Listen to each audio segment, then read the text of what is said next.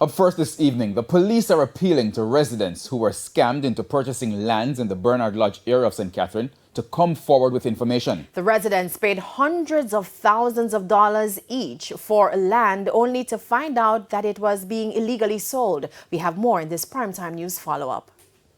The demolition exercise may have been placed on hold, but police sources say this section of Bernard Lodge is still of concern from a national security perspective. Reports are that members of the Klansman gang have captured the area with a view to creating strongholds like they've done in several communities elsewhere in St. Catherine. Residents with whom we spoke last week told us they bought the land from a Clifford Brown. One of them showed us this receipt he got after the sale of the land in May this year.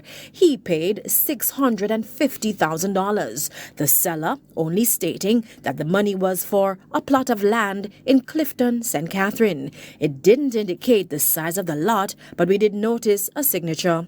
It appears that the seller is well known in the community. When you met this man, he came in the community? Yeah, he came right here where someone showed me this lot. Did it appear that other people in the community knew him? Yeah, everybody in the community know him.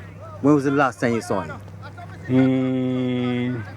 About 3 months back. But when we checked, our police sources say so far, the people who purchased the land remain tight-lipped about the seller. Investigators are encouraging them to speak out.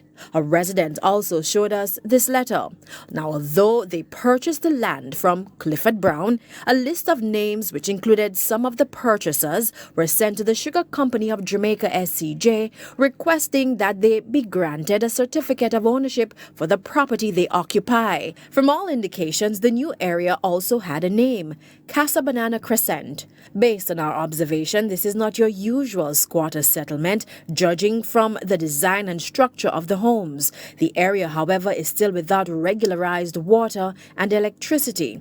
The future of the persons who've already completed construction lies in the outcome of a meeting with the SCJ. As for persons living in Clifton, the SCJ says they will remain on the property. Here's what Prime Minister Andrew Holness told Parliament last week. As far back as 2009 or even before, and across administrations, decided that this community of Clifton should be regularized.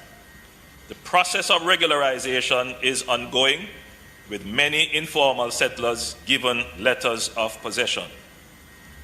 SCJ Holdings Limited already has in hand in excess of 350 registered titles for lots in the Clifton community, and these will shortly be distributed to the new landowners.